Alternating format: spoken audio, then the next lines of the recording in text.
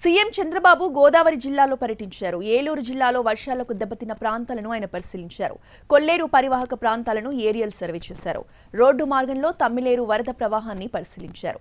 కొల్లేరు, ఉప్పుటేరు, తమ్మిలేరు వరదపై అధికారులతో సమీక్ష నిర్వహించారు. ఏలేరు కాలువ ఆధునీకరణ బాధ్యత ఎన్డీఏ ప్రభుత్వానిదేనని స్పష్టం చేశారు సీఎం చంద్రబాబు. ఏలేరుకి 47,000 క్యూసెక్లు నీరు ఒక్కసారిగా రావడంతో భారీ నష్టం జరిగిందన్నారు. గత ప్రభుత్వం నిర్లక్ష్యం వల్లే ఈ ఇబ్బందులు వచ్చాయని విమర్శించిన ఆయన ప్రతి కుటుంబానికి 10,000 ఆర్థిక సాయం, హెక్టార్కి 25,000 నష్టపరిహారం ఇస్తామన్నారు సీఎం చంద్రబాబు.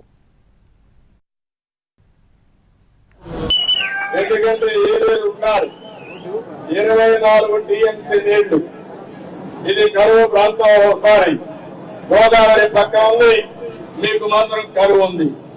అందుకే నేను ఆలోచించి పురుషోత్తపట్నం కూడా లిఫ్ట్ ఇరిగేషన్ పెట్టాం.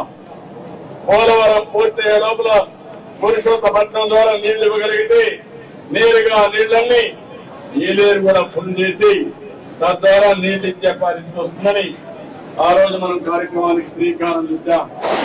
కానీ ఈ రోజు ఆ ప్రాజెక్ట్ ని కాపాడుకుంటూనే ఈ ప్రాంతంలో సాగునీరు ఇవ్వాల్సిన బాధ్యత ఈ ప్రభుత్వానికి ఉంది. దానికి కూడా శ్రీకారం చుట్టామని తెలియజేస్తూ ఏదేమైనా మీ కష్టాలన్నీ చూశారు.